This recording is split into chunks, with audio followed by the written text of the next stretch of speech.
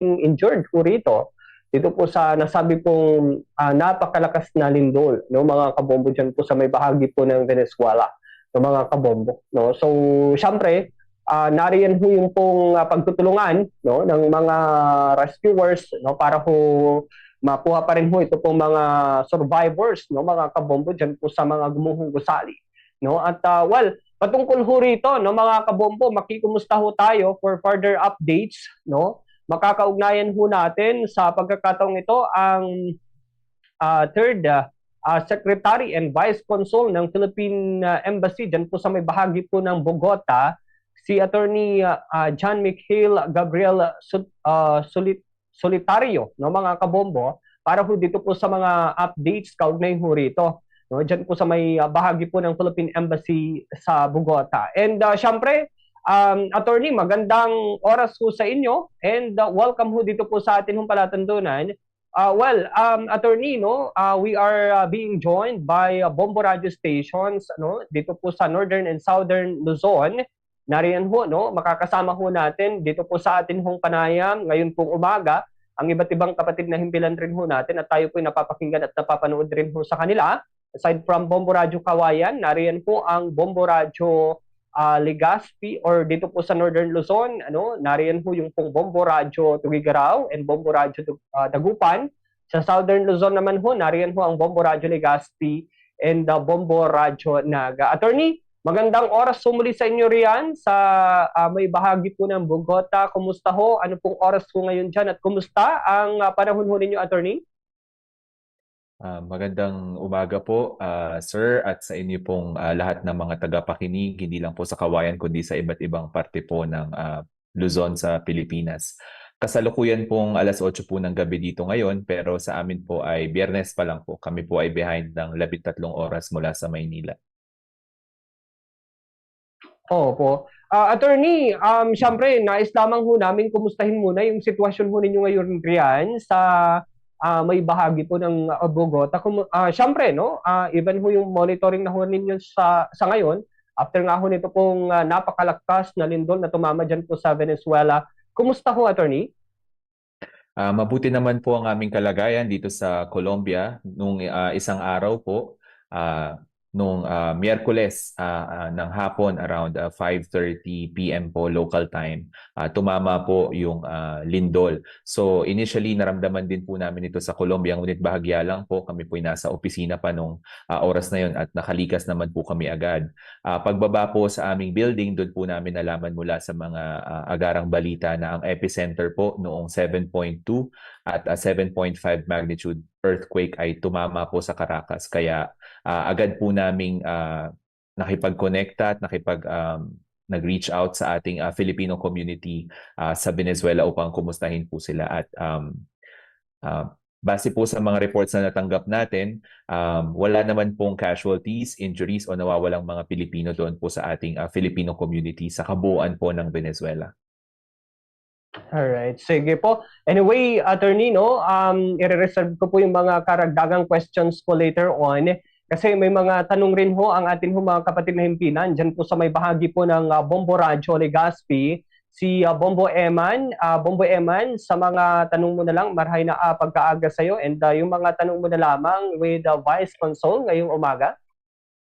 Okay. And thank you, Bombo Carvin, ano, sa pagpasa naman dito sa Bombo Radio Legazpi. Yes, Vice Consul Mikhail, ano, sir, siguro maitanong ko na rin regarding daw nabanggitan na natin yung sa parte ng kalagayan ng ating mga kababayan dyan, ano, as wala naman na iulat na nasaktan. But still, kumbaga, ano yung mga ginagawa nating mga hakbang pag mga ganito, sir, unang-una, lalo na sa parte ng ating mga kababayan, pag upon nung lindol, ano ba ito, agad-agad communicate tayo to the mga Filipino communities, lalo na dyan sa parte ng Venezuela, sir. Yes sir, tama po kayo. Immediately po, gaya ng nabanggit natin, within a few minutes of the earthquake at nung na siguro na po nating nasa ligtas tayong lugar dahil tayo rin po ay lumikas mula sa ating building, agad po tayo nagpadala ng mensahe. Ngunit gaya po ng inaasahan, meron pong about 30 minutes or 45 minutes na hinintay tayo dahil po hinintay natin na ma-restore ang kuryente at internet muna sa Venezuela upang mapakinggan ang lagay ng ating mga kababayan. Agad-agad naman pong nag-report ang ating mga kababayan na sila po'y ligtas. At as soon as nakakonect po sila sa internet, nagpadala na rin po ng mensahe yung mga kababayan natin na nasa labas ng Caracas at sa ibang parte po ng Venezuela. So gaya nga po ng nasabi natin, as of this writing, wala pong naiulat na injured, casualty o nawawalang Pilipino dun po sa ating Filipino community. Okay, sir. And maidagdag ko lang ito, sir, bago ko ipasa. Ilan halos po yung ating mga Pilipinos na minomonitor or na-monitor din na, well, nagpaabot na rin ng kanilang safe na kalagayan sa Venezuela, sir? Base po sa huling tala ng embahada mula po sa mga 3 beses na pagdalaw natin doon mismo sa Venezuela last year, meron po tayong 47 lamang o 47 Filipino citizens or Filipino passport holders na kasalukuyan pong naninirahan at nanatili sa Venezuela. Ngunit kung isasama po natin yung kanilang mga dependents gaya po ng mga asawa, anak o apo na Venezolano at Venezolana, abot po ito sa 74 po. Pero ang Filipinos po ay 47 o 47 lang po. Yun. And Attorney, thank you, Vice Consul Miguel, sir. Siguro ipasa ko naman ang line kay Bombo Eliseo Collado ng Bombo Radyo Tugigaraw for the other questions, sir. Okay, maraming salamat at magandang umaga sa iyo, Atty. Miguel. Si Bombo Eli ito ng Bombo Radyo Tugigaraw. Bagamat walang nasaktan at patuloy ang inyong pagkikipag-ugnayan sa ating Filipino community sa Venezuela. Sa pagkikipag-ugnayan ninyo, Atty., meron ba silang mga ipinapaabot pa na concern o pwedeng tulong para sa kanila kung meron man? As of this writing po, wala pa po tayong natanggap na official request for any form of assistance. Pero bagamat ganito po ang sitwasyon, patuloy po natin silang pinapaalalahanan na bukas po ang communication channels ng embahada gamit po ang ating coordination group kung sakali pong may kailanganin ngayon o sa mga susunod na araw ang ating mga kababayan. Pero ngayon po, wala pa pong request ng anumang form of assistance o kahit po repatriation or evacuation mula sa mga kababayan natin. Okay, with that, maraming salamat, Atty. Alright, okay. Vice Consul, no? May mga questions rin ho ang ating hong kapatid ng Bilan dyan po sa may bahagi po ng Bombo Radyo Dagupan. Siyempre, para ho dun sa mga, tanong ho nila. Okay, Bombo Dagupan, go ahead with your question. Maraming salamat at good morning, Attorney Vice Consul mula dito sa Dagupan, si Bombo Promise Sabado po ito at good evening po dyan sa Colombia. And sir, unang-una po no, at pwedeng malaman po kung paano po yung sistema po natin ginagawa sa ating pong embahada sa pagkipag-ugnayan po sa mga Pinoy po natin, kasi binanggit nyo na po kanina na sila po ay well accounted na po, pero baka may mga ilan pa rin po na may mga nais po na humingi ng tulong. Paano po ba yung sistema po natin na isinasagawa po, Vice Consul? Bale po ang pag-monitor po ng welfare ng ating mga kababayan, even po bago pa po tumama itong sakunang ito, ay remotely po natin ginagawa sa pamamagitan ng isang WhatsApp na chat group. Kabilang po ang lahat ng miyembro ng Filipino community at ang ating mga community coordinators doon dahil po sa kasalukuyan wala pong presensya ang embahada at lahat po ay kino-coordinate natin mula sa karating bansa ng Colombia dito sa Bogota. So ito po ang ating patuloy na ginagamit. Gaya po sa mga nakaraan pong consular mission kung may kailangan po silang mga ibang forma ng serbisyo at parehas pong group ang ating ginamit upang malaman ang kanilang lagay pagkatapos po nung malakas na lindol. Yes, and Attorney Vice Consul, sa labas po ng Venezuela, sa ating po nasakupan po ng ating pong embahada, may mga ilan din po ba tayong mga reported po doon na attorney na medyo naumingi ng tulong or gusto pong mga nasaktan na or kaya ilan pa po dahil po dito sa paglindol po, sir? Base po sa ating mga nakalap na balita, naramdaman din naman po ang lindol, ngunit bahagya lamang sa mga parte ng Colombia, Brazil at iba pa pong karatig bansa. Pero ang ating embahada po ay nakatutok dito sa Venezuela dahil po ito po ay parte ng ating jurisdiction. So covered po ng embassy mula sa Bogota ang Colombia, syempre, at pati po ang Venezuela at Ecuador. Pero sa ngayon po, prioridad po ng embahada dito sa Bogota na siguruhin ang kaligtasan at pagiging accounted for ng lahat po ng miyembro ng ating Filipino community. And with that po, maraming salamat po, Attorney, and back to you, Bombo Carvin.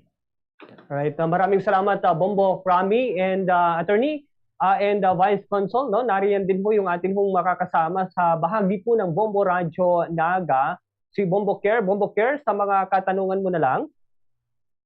Alright, maraming salamat Bombo Kervin, and magandang umaga po Attorney or Vice Consul Mikael. Pa-correct na lang po ako ng aking pronunciation. Magandang umaga po dito sa Pilipinas. Good evening po dyan sa bahagi po ng Colombia. And dito Attorney or Vice Consul, sa ngayon or as of the moment, ano po ba yung sa tingin ninyo Attorney yung pinaka kailangan or prime necessity po ng ating mga kababayang Pinoy dito po sa Venezuela, at paano nyo po ito tinutugunan, Attorney?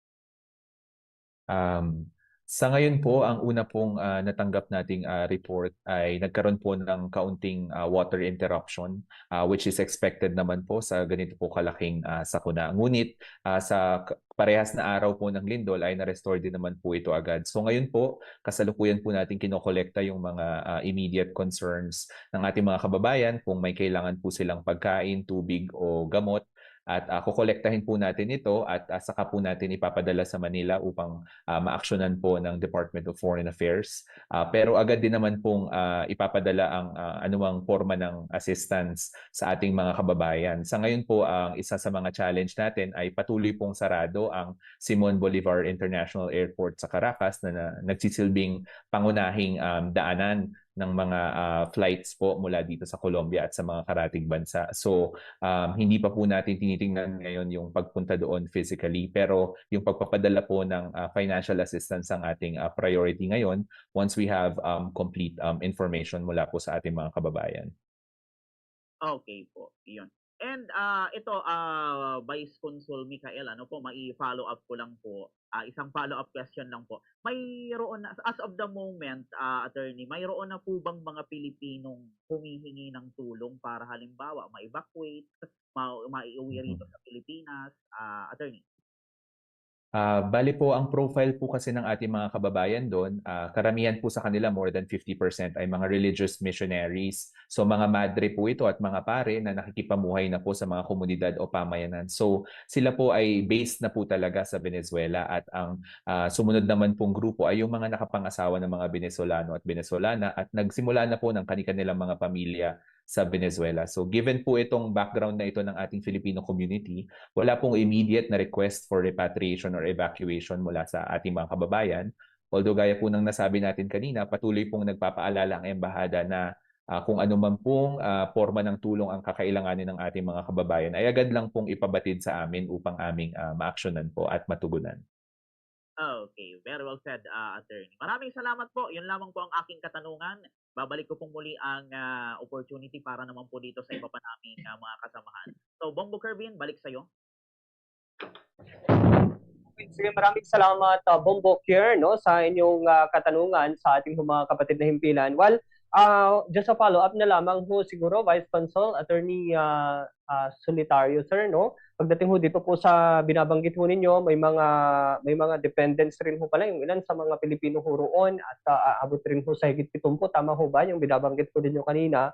So even ho ba yung mga asawa or anak ho ng mga Pilipino ho roon is kabilang sa ina-account ho ninyo, sir?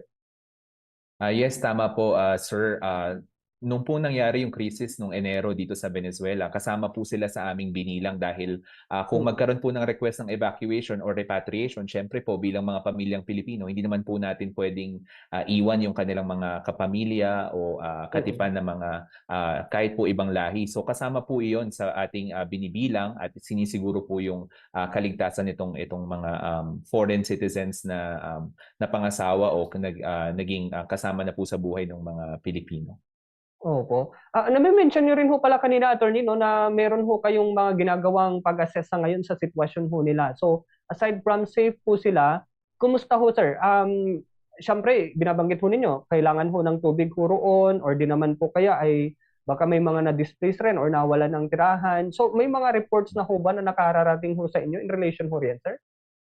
In terms of displacement po, isa lang po ang report na natanggap natin. Meron pong isang pamilya sa Caracas na panandalian pong ni-request na lumabas sa kanilang apartment building upang magkaroon ng structural assessment. Pero sa awa naman po ng Diyos, sa parehas na araw nung kinagabihan, ay pinabalik na rin naman po sila doon sa kanilang apartment. So ngayon po, in terms of displacement, wala po tayong kaso ng ganitong sitwasyon. So lahat po ng ating mga kababayan ay nananatili sa kanilang mga original na tirahan at ligtas naman po sila dito sa Venezuela. Opo. Yung pong needs, like yung binabanggit niyo ho kanina, Vice Consul, na tubig, ano yan, may mga kumpleto naman na raw po sila or may naipaabot na hong tulong sa kanila, sir?